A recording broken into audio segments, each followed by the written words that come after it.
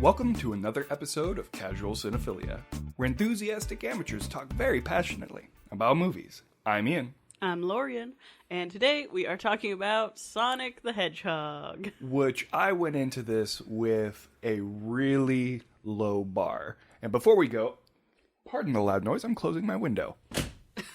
All right. This is a video game movie. Yes. And video game movies are notoriously bad. Yes. Like, I don't know.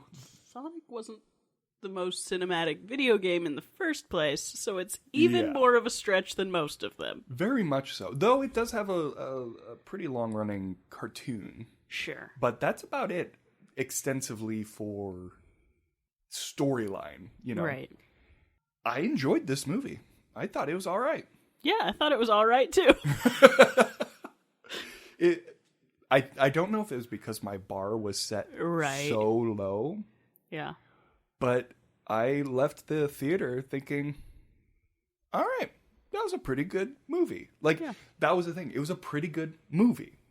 It wasn't a pretty good video game movie. It was a pretty good movie. So, yeah. Yeah. Yeah, I mean, I don't know that I'm going to stretch it to pretty good. I will say it was definitely not bad, though. Fair enough. Like, it had moments that were enjoyable, and I didn't feel like I'd wasted $10 seeing it. Exactly. Which is pretty high praise for video game movies. Let's be honest here. And this one is pretty geared towards children, I'd say, as far as... For the most part, yeah. I would say so. It has its jokes, of course, but it's definitely geared younger. It's not like, remember this from your childhood? Now it's for you again. Which I think now it's for your kids. Made it a bit better for me. Yeah, for sure. Because I didn't feel pandered to. Even though I wasn't a Sega kid. Sure. I did play Sonic the Hedgehog. I did play, Sonic 2, Sonic 2006, which was hot garbage. But, like, I've played the Sonic games. I've just never been a big Sonic fan. Right. So it was nice not to have all those wink, wink, nudge, nudge, remember this thing. But they also had enough of the elements of the original to get that nostalgia feeling. Like, the rings. Even though in the games, they have nothing to do with travel and teleportation and whatnot. But they were a pivotal part of this story, so they changed it to do that. And so I felt that there was things in it that worked, that were nostalgic, but they weren't just shoving in nostalgia. Sure. For nostalgia's sake. So yeah. I did not play any Sonic games. Ever. We didn't have a game console in my house until GameCube came out. Nice. And so my fullest experience with Sonic is my little brother playing the console at the dentist's office while I watched the Disney movie above the screen of the cabinet. So it's real limited. Fair enough. But I mean, growing up in the 90s, Sonic is just going to be an iconic character, no matter what your experience with the actual content. Mm-hmm. It's part of the 90s zeitgeist. It just is. Should we talk about the redesign? I think so. Apparently, it also bankrupted the CG studio that did it. Yeah. So the studio that had to redo it ran out of money and went bankrupt before they could release the movie. So, God, I am grateful because the original design of Sonic was something out of like a nightmare. Mm-hmm. What was the guy's name? Something Geiger, the guy who did the Alien. Like, it's something out of that kind of nightmare where you're expecting a second jaw to come out. Sure. God, it was like it. I'm looking at it right now. It just was so creepy. Ugh. And they changed it to a more cartoony look, and that was so much better. Such a good decision. Though it probably cost a couple hundred people their jobs. What do you think about the conspiracy theory that the trailer was only ever animated in that horror video and that the movie had been animated with the cute one the whole time for Buzz? I don't think it's true. However, if it came out that it was true, I would wholeheartedly believe it. Like, I wouldn't doubt it. It would be kind of a sigh of relief moment for me to find out that that obviously much more logical thing was true. Because it's so bad. Yeah. To think they had animated a whole movie that way makes me sad. Mm-hmm. A thing that I noticed, it was brought up by, this was months back, by a YouTube channel I watch called Corridor Digital. But they kind of went over the trailer, and even the color was wrong. Mm-hmm. Like, the way that cameras work, they have a certain graph of color they can bring in. And the CG character didn't match the graph that they used in filming. So the greens were different than the greens in the scenes. And the blues were different than the blues in the scene. And it was just all bad. And so that makes me think that there's a conspiracy. Right. But, I mean, look, we're looking at a picture of it. You can see in the eyes. Like, we'll that throw is the such picture up on the Patreon for everyone. Yes.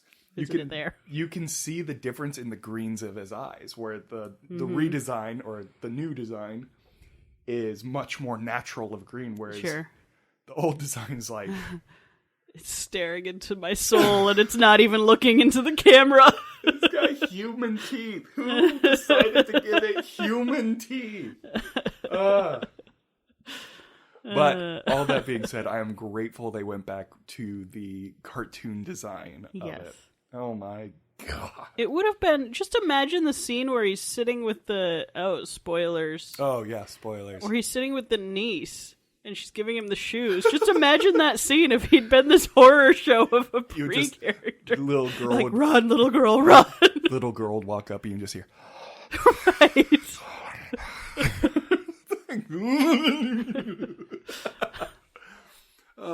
So the one thing that I struggled with this movie, and I think it's because of the reshoot. I think it is literally because of the not reshoot, but the reanimation, which costs a lot of money. Yes. If it was a thing they did, that is another multi-million-dollar check. That's huge, especially since the new animation was fairly flawless.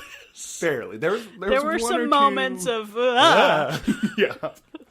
But because of that, I think they needed to get product placement. And there was some freaking on-the-nose...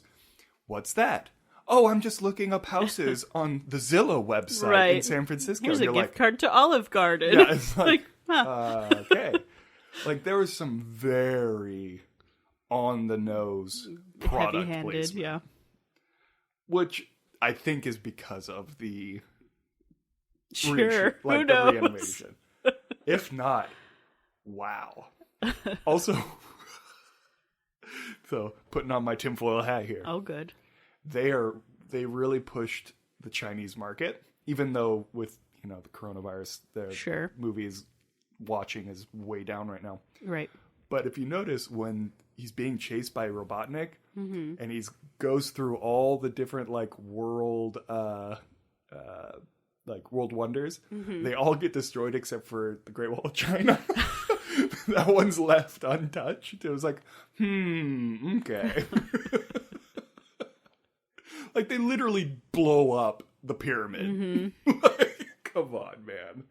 But doesn't fire a shot when he's running along the open face of, Great Wall of China. So, all right, tinfoil hat off. Yep. Gotta get that Chinese money. Get it. Oh, no. Yeah, there were some weird story beats, but I feel like they were the same weird story beats you get in any movie that's geared directly towards children. Right, yeah. So, characters change their minds really fast on their emotions. I'm mad at you, I hate you, let's be friends and go on a road trip. Right, yeah. Oh no, I'm so sad that you're, everything moved really, really fast without any depth but it was a kids movie. Kids don't want to explore the depth of friendship in a Sonic movie, so it's fine. It was a little jarring, but it was like kids movie jarring, you know? Yeah. I do have to admit, though, I was not expecting the death of the mother at the very beginning of it. Like, the echidnas just flat out murder Sonic's murder foster mom. Right. Like, oh, shit, okay. Yeah. But yeah. I liked Jim Carrey in this. I loved him in this. He was very much 90s Jim Carrey. Like, it's very much in his vein of work. Yeah, like there were moments where I was like, that's Ace Ventura. Yeah. Like, that is fantastic. Like he got to pull his cartoon character back off the shelf. Yes. The whole, like, I Am Evil song where he's just dancing, doing the research. I loved that scene. Well, I mean, he's so aware of his body, which sounds strange, but he has like a dancer-like awareness of his body. There was a moment shot from above where he's spinning, and his arms are positioned so that they work in the spin. So it looked like they were being affected by the wind current, which is like not something I could tell you to do and you could just bust out and do. Yeah. Like, he knows what he's doing and how his body looks on a camera, which is There was an interview that I watched of him doing press for this movie. And, you know, he's known for his faces that he makes. Yeah, yeah. But I didn't realize how much control he has over his face. Like, to the point where they were like, so what was your favorite voice to do? And he goes, oh, the Grinch. And I was like, oh, can you do one of his lines?